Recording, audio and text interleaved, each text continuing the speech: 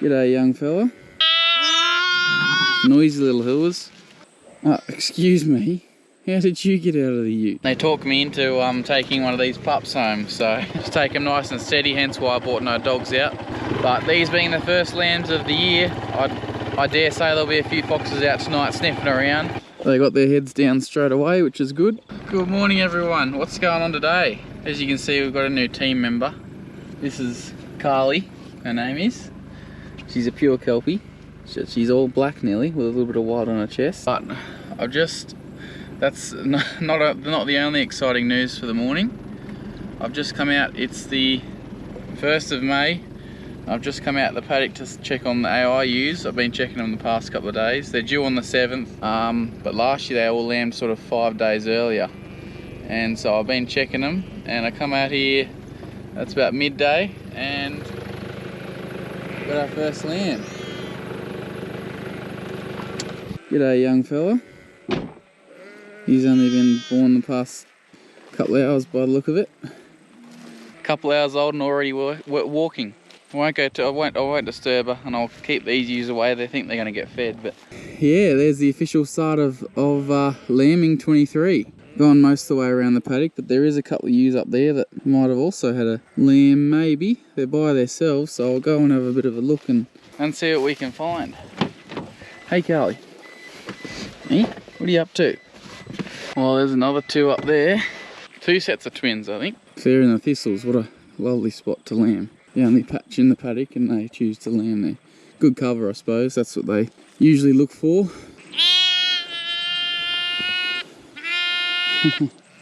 You're alright.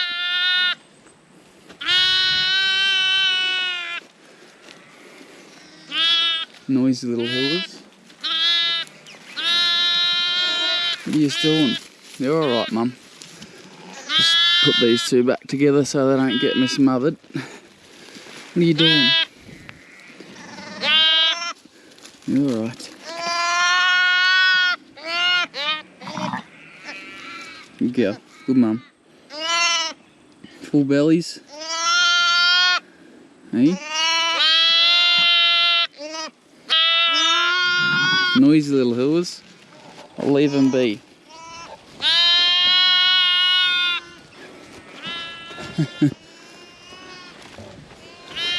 That other one is a single up there.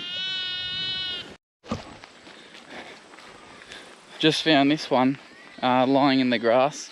I think his mum's down here. I think he belongs to that original one potentially. I'm just going to take him down and see if she takes to it or not.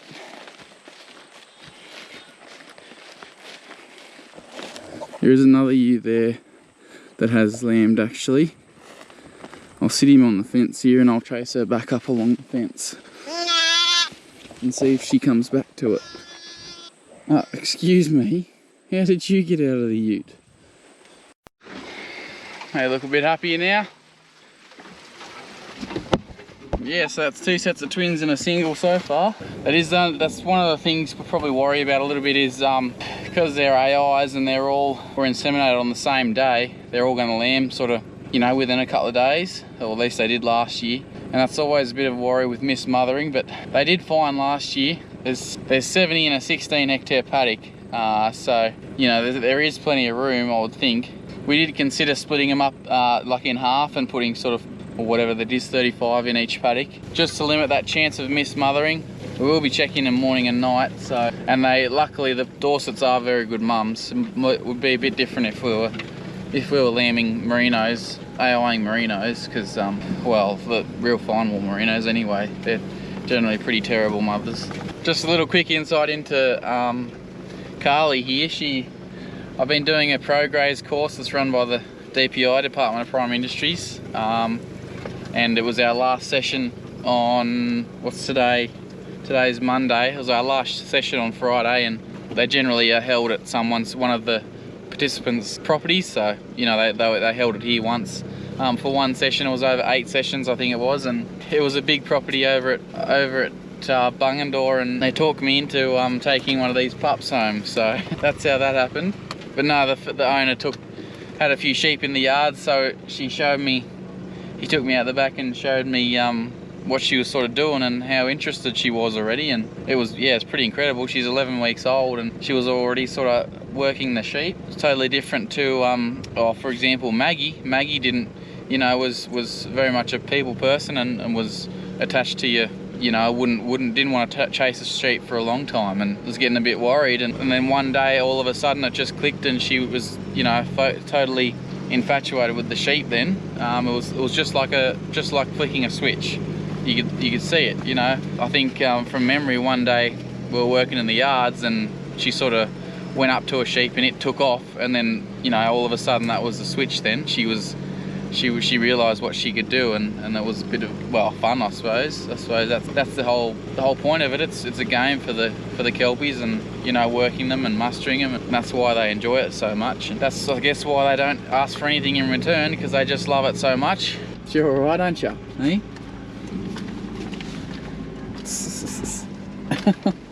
You're right there. It's my jacket. Alrighty, so I've just come out. No dogs. Just come back out to the AI lambs. I'm going to sort of drift about 37 off. There's about 75 in here, this paddock, so I'm going to drift half of them off, and I'm going to put them on the ryegrass, the perennial ryegrass, just sort of down. You can't really see it, but it's 2 paddocks over, just to split them up a bit.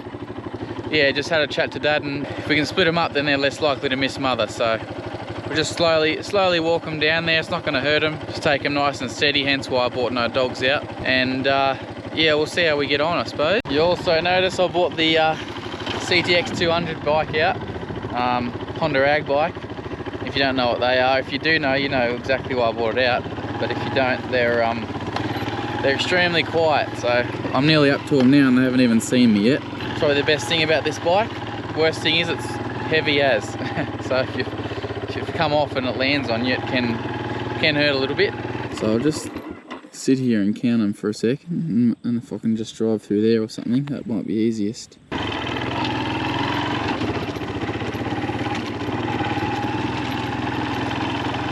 Hey, come on girls. There's about 40 there, so I'll just let five run back if they want to. 4 or 5. Here's go. Come on ladies. I can assure you the feed you're going on to is just as tasty, if not tastier. So I'll move these now, and then I'm actually going to sight the gun in now, and tonight we'll go out for a bit of a spotlight, look for a few foxes, because they are probably the biggest threat to the lambs in this situation. So we have actually baited for them in the past week. It's probably a little bit late. You will probably want to do it a little bit earlier than that. But these being the first lambs of the year, I dare say there'll be a few foxes out tonight sniffing around. We'll go for a spotlight in both paddocks, in this one and the ryegrass, and just have a bit of a look. Both these paddocks are sort of along a creek, which is, I mean, really it's probably not ideal, but they're just the paddocks both paddocks have got really good feed in them for these ewes, which is what they need. So it's not like we're just not going to use it, it's just that the foxes are a threat to them, that's all. And as I said, we have baited along the creek, which we do every year. So what we'll probably do is these will come down here till they lamb, and leave them on here for probably 6 or 7 days, and then they'll all get moved down biennial ryegrass, the night ryegrass near the peloton down there that I would have shown you in a video a few videos ago. So there's really good base of feed down there, but just while they're lambing, it's good to have them around close to home here and on this good tucker. So you'll see when I get down here in a sec, this ryegrass that they're going on now, it's actually lacking a bit of nitrogen, which is a shame because there is clover in with it. The idea being they'll just be on here for a few days, and then we'll move them off, and it'll get a dose of urea, and hopefully this will be saved for a few twin lambers, the natural lambers. So you see, we're just coming out of the bush here now, into it. See, there's a pretty good base of feed here, but if I get off the bike, you can see the yellow tips on the leaves, and I'd say that's a very good indication that it needs nitrogen. I also talked about it in the last video, but you can see where the sheep have weed and the darker spots. It's not so evident today in this, where it's not as sunny, but well, the sun's just coming out there now. You can just about see that darker spot straight ahead of me there. It's definitely nitrogen. They got their heads down straight away, which is good. Still got both her lambs. Well, just in the last 2 hours, there's another set been born, or 3 hours since I've been out here. So it's all systems go. Just trying to see if I can get a shot. They've literally just been born, so that this little fella's trying to get his first drink. Just trying to stand up. There you go.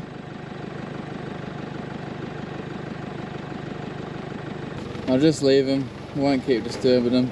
They are good mums, but I do know when I've overstayed my welcome.